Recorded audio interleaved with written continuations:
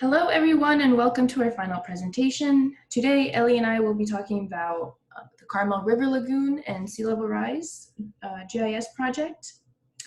This project involves many partners and stakeholders, but it is a collaboration primarily between the Big Sur Land Trust and the Monterey County. To recap from our April presentation, this project was created with two main goals in mind. Number one, to restore habitat for endangered species like the California red-legged frog and the steelhead trout. And number two, to help significantly reduce flood risks for homes and businesses in the lower Carmel River watershed. In 1999, the Carmel River was listed as one of North America's 10 most endangered rivers. Since the project began in the early 2000s, there have been land acquisitions to combine the fragmented ecosystem, river restoration, and the start of a river parkway that will connect the coast with the river's headwaters. However, even though the situation has somewhat improved, the onslaught of climate change and sea level rise threatens the Carmel River Lagoon ecosystem and surrounding residences. In short, our GIS project aims to demonstrate how sea level rise will affect the lagoon and which properties will be most vulnerable to flooding. Flooding of the lagoon happens seasonally, so the county has to get an emergency permit to breach the dune berm to prevent the houses from flooding as well. The dune berm is breached in the photo on the right. Just to further orient you all, here's a picture of the project's geographical context, and our project occurs in the upper left-hand corner. Flooding has already been a problem in this area. In 1995, there was an especially serious instance that inundated the nearby commercial district and destroyed a section of the Highway 1 causeway. The goals for our main presentation came from the feedback we got for our April presentation. So essentially we want to time-lapse a sea level rise layer that we're still working on, identify flooded properties at each foot of sea level rise, reevaluate layer names, update the base map and symbology, find neighborhood demographics, and minimize audio cuts in our presentation. So the Monterey, this census tract is for the Monterey County. It does not include the city of Carmel. As you can see, the majority is made up of the white demographic at 91.7%. And the median household income is 128,000, which is about double of the Monterey County average. And the owner-occupied percentage of Monterey County housing units is at 56.9%. Vacancies at 33%. If we had the data for Carmel city and the surrounding area, I would expect the vacancy percentage to be higher because a lot of those homes are second homes used for vacation. And just to clarify, this isn't for all of Monterey County. It's just for the census tract that is the one that will be affected by the sea level rise of the lagoon. And so I'm going to show that to you when we do the map demo. So we got our data sources from NOAA, the U.S. Fish and Wildlife Service, the Monterey County, American Community Survey, and Big Sur Land Trust. And just to clarify very quickly,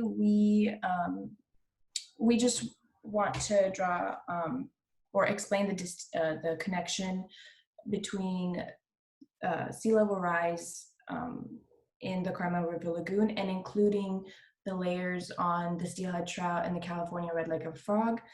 We are working with the Big Sur Land Trust, and our contact there specifically requested that we include those layers because just to emphasize the importance of the ecosystem that supports these endangered species.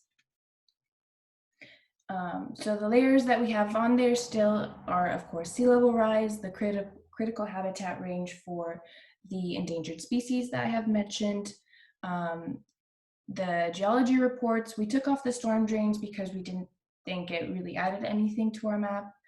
And then the layers that we have added for our main presentation are the land parcels and the census tract.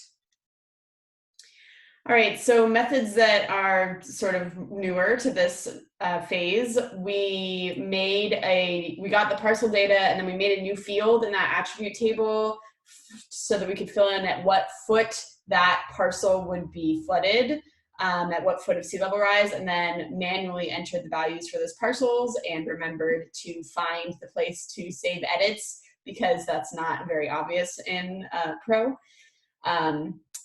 And then we've also created layers from selections. We created a raster attribute table for a raster data set that didn't have any attribute tables. That was actually our method that we recorded, if you guys saw that. And we are working with that, and we're still working with creating mosaic data sets to accomplish a lapse, which we are continuing to work on. So conclusions and recommendations, we found that the inundation of property begins at 4 feet of sea level rise. And by 10 feet of sea level rise, there are 45 properties that are affected, including a school and a sewage treatment plant that's in the floodplain.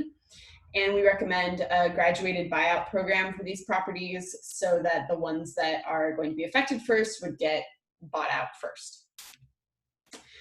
Additional steps and our future plans. We're still going to be working on this project with Big Sur Land Trust in the summer. So we're going to work on incorporating whatever feedback you guys give to this presentation. We still want to get that time lapse figured out. It's been fun. And we also want to incorporate the data about home values. So we have to sort of dig to find that data, but our contact has some leads. And we want to work on presenting it in a story map just to learn how to do that, and then figure out how to account for the dune burn, because we are still, if you remember, our sea level rise data assumes that the dune is breached and the lagoon would actually be at much higher water levels if that dune was not breached. And the goal is sort of to avoid breaching that dune so that the habitat gets preserved for the red-legged frogs and steelhead trout. So we still haven't quite figured out how to account for that. And we're going to go to the live demo. All right, so here you can see in this kind of coral color, we've outlined the census tract that we're dealing with. And our area of focus is down here where the Carmel River Lagoon is. So let's go closer to that area. All right, so as you can see, we've updated our base map to be the satellite imagery, so that better shows what is actually going to get covered by the sea level rise. And then I wanted to show you guys again the geology reports, mainly because I'm going to turn on this other layer first and then I'll explain what that is. But you can see some of these properties we've highlighted in red, and I'll explain why, but some of them, like this one, oops. So if you click on the little purple geology report, it will tell you when it figures out how to do this. Maybe. Nope, that's not right. Cool. Trial and error. Here we go. It'll tell you that they did a geology report and they saw there were hazards, and they said that this area would be subject to flooding and seismic vibration and liquefaction. And so basically, probably there shouldn't be houses there, but there are. So there's that. All right, so I'm going to turn off the geology reports layer and turn on the steelhead trout habitat. So you can see this line running down basically the Carmel River. That makes sense. And then the red-legged frog habitat as well is all this whole area of the lagoon. So both important for those endangered species. So now let's work on the sea level rise. So this is at 1 foot of sea level rise here, assuming that the dune berm is breached. And as we go up, we can turn on 2, 3, and 4. I'm actually going to turn off these other ones. And at 4, you can see when it draws it, there we go, that this little property right here that we have in red, which is this parcel, starts getting flooded. So the way we symbolize the parcels, all the ones that are colored are the ones that will be flooded, and then they're on a scale from red to yellow based on at what foot of sea level rise they get flooded. So as we continue to increase the sea level rise, we can see at 5 feet, more of them get flooded, and at 6 feet, this whole block gets some water, and we're also starting to flood this whole area, this area is okay because it's all in it's been part of a restoration project that's already happened. And let's go up to 7 feet. So you can see here, let me zoom in on this section, maybe. Okay, so you can see what's under this layer. There's like a field right here, which is associated with the school that's right here. These are all homes. And I want to show you what happens as we keep getting more inundated with water. So at 8 feet, we start to invade some of these streets, and then this field does get flooded. That's actually when I decided to symbolize this layer, because part of this parcel is already covered by water at lower levels, but that's when the structure gets covered. And just to add really quickly, we drove around the houses that were closest to the lagoon, and the best strategy that these homeowners have against flooding are just to pile sandbags where the lagoon is, and I doubt that in the future sandbags will be enough to counteract the flooding that will occur in this area. Yeah, exactly. So they need something. So at around 8 and 9 feet, this little area over here, which is not originally something we were looking at, but this whole section starts to get flooded. And then the flooding really increases from 9 to 10 feet of sea level rise. So you can see all these streets get flooded. Some of these houses over here even should probably be red, because even though the flooding isn't in their parcel, there's no way for them to get to their house because it's all in their street. And at 10 feet, there's also a little bit of incursion into this parcel that is the sewage treatment plant right in the corners, as well as the school right there. So that totals, I think it was 45 properties that need attention, including the sewage treatment plant, which has already been told it needs to move, and this school, which, since it's not too much of a flooding, there's not too much incursion of water, it might be able to be fortified somehow to be more resilient.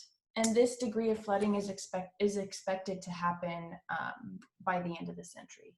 Yes, yeah, if not sooner. So like we said, once we'll have to adjust all of these numbers upward once we figure out how high the dune berm would be on average to account for the natural flow of water from the river to fill up the lagoon. Because this is, again, just showing the ocean water kind of going into this area, but not the water from the river coming down.